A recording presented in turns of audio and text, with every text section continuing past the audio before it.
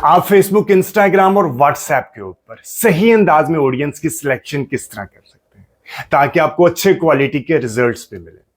आपने क्या करना, आपने अपने फेसबुक एड अकाउंट में जाना है। एड अकाउंट में जाके आपने एडवर्टाइजिंग सेटिंग में जाना है, वहां से आपने वैल्यू रूल्स क्रिएट करने हैं। ठीक है, अब मैं आपको बताता हूं कि वैल्यू रूल्स क्रिएट करने के बेनिफिट क्या हैं, आप सही अंदाज में वैल्यू रूल किस तरह क्रिएट और यूज कर सकते हैं। ठीक है, एंड्रोमेटा के अपडेट से के बाद अब हम क्या करते हैं, हम ब्रॉड टारगेटिंग यूज करते हैं। जब हम 4 से 5 कैंपेन रन कर लेते हैं तो हमें आइडिया होता है कि कौन सी ऑडियंस अच्छे रिजल्ट्स प्रोड्यूस कर रही है, यानी कि हमें कौन सी ऑडियंस से अच्छे रिजल्ट्स मिल रहे हैं।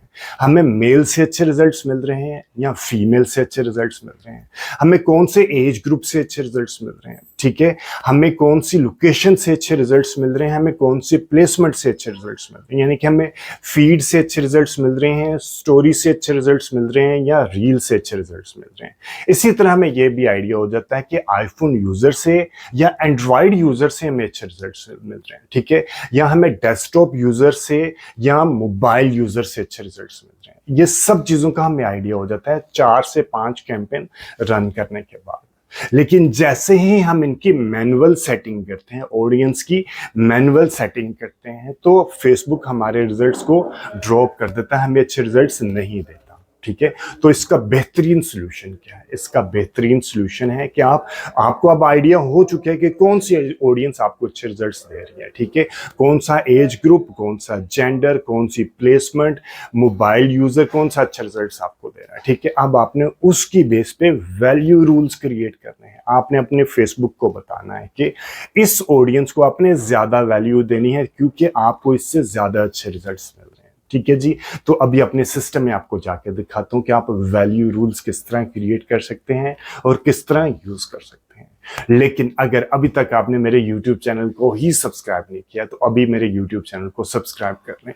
और अगर आपके फ्रेंड्स एंड फैमिली सर्कल में से कोई बंदा फ्री में, टोटल फ्री में डिजिटल मार्केटिंग सीखना चाहता है तो ये चैनल आप उसको भी रेफर कीजिएगा।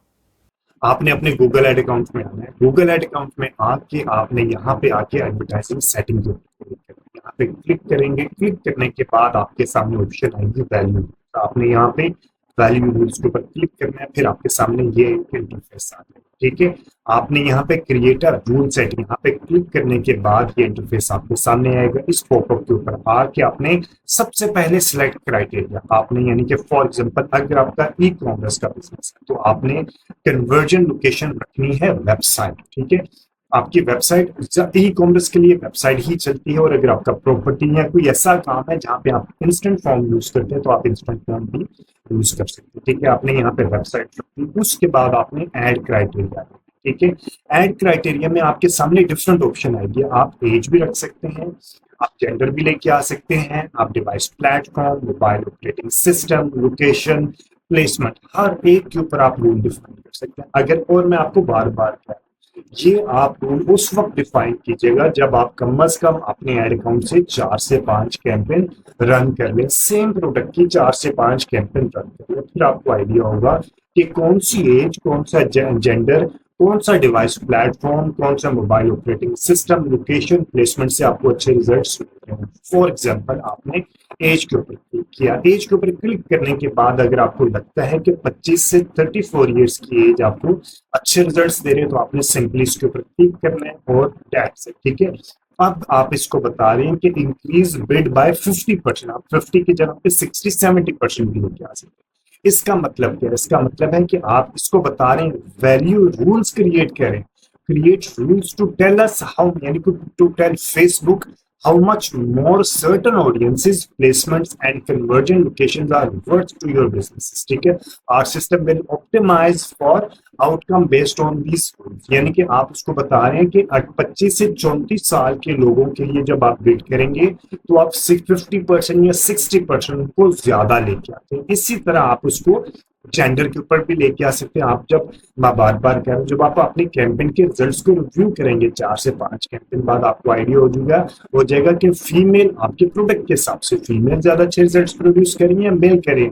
अच्छा, इसका हरगिज मतलब ये नहीं कि अगर मैंने वुमेन के ऊपर रख दिया और 50% के साथ रखा तो आपकी एड मेल को दिखाई नहीं देगी, ये मतलब नहीं है। इसका मतलब है कि आपकी एड 50% ज्यादा चांसेस है कि वुमेन को दिखाई देगी, मेल को भी दिखाई देगी, ठीक है, डिपेंड अपॉन योर प्रोडक्ट। इसी तरह आपने प्लेटफॉर्म के ऊपर कि आपने मोबाइल के लोगों को, आपको अगर लगता है कि मोबाइल से लोग ज्यादा इंटरेक्ट करके आपको सेल्स दे रहे हैं तो आपने मोबाइल के ऊपर रख लेना, और अगर आपको डेस्कटॉप की ऑप्शन मिलनी है तो आपने डेस्कटॉप की ऑप्शन को यूज करना। और अगर आपको यहाँ पे मोबाइल ऑपरेटिंग सिस्टम iOS यानी कि आईफोन यूजर से अच्छे रिजल्ट्स मिल रहे हैं तो आप आईफोन को क्लिक कर रहे हैं। इसी तरह अगर आपको लोकेशन कौन सी सिटी से आपको अच्छे रिजल्ट्स मिल रहे हैं, ठीक है, प्लेसमेंट आपने फेसबुक फीड से अच्छे रिजल्ट्स मिल रहे हैं, इंस्टाग्राम फीड से अच्छे रिजल्ट्स मिल रहे हैं, स्टोरीज से, रील से, जहां से अच्छे रिजल्ट्स मिल रहे हैं आपने सिंपली उनको चेक मार्क कर देना है और आपने उसकी बिड को इंक्रीज कर देना है। इसी तरह आप इसको डिक्रीज भी कर सकते हैं, लेकिन रिकमेंडेड है कि आप डिक्रीज वाली ऑप्शन को यूज ना करें, सिर्फ इंक्रीज वाली ऑप्शन को यूज करें। एट द सेम टाइम आप ऐड रूल, मजीद रूल्स भी क्रिएट कर सकते हो, ठीक है। एक रूल आपने ऊपर क्रिएट किया, इसी तरह आप एक रूल ऊपर आपने प्लेसमेंट दे दिया, नीचे आप जेंडर दे दें, उसके आप अप टू 10 रूल्स क्रिएट कर सकते हो, ठीक है। इस तरह जब आप करेंगे तो आप उसको सिग्नल देंगे कि आपकी ऐड इन लोगों को ज्यादा। कोई भी फीडबैक, सजेशन या कोई भी कमेंट इस अभी शायद मैंने ये बताना भूल गया हूं कि आपने ये रूल डिफाइन कर दिया। रूल डिफाइन करने के बाद अब आपने रूल्स डिफाइन कर दिए। रूल्स डिफाइन करने के बाद आप इसको सिंपली यहाँ पे सेव, नेक्स्ट के बटन पे जाएंगे और आप इसको सेव करें, ठीक है। सेव करने के बाद ये आपके यहाँ पे आ जाएगा, ठीक है। अब आपने इसको यूज किस तरह करना, अब आपको एक कैंपेन क्रिएट करके दिखा देता हूँ। एक डमी कैंपेन, हम सेल्स की कैंपेन क्रिएट कर लेते हैं।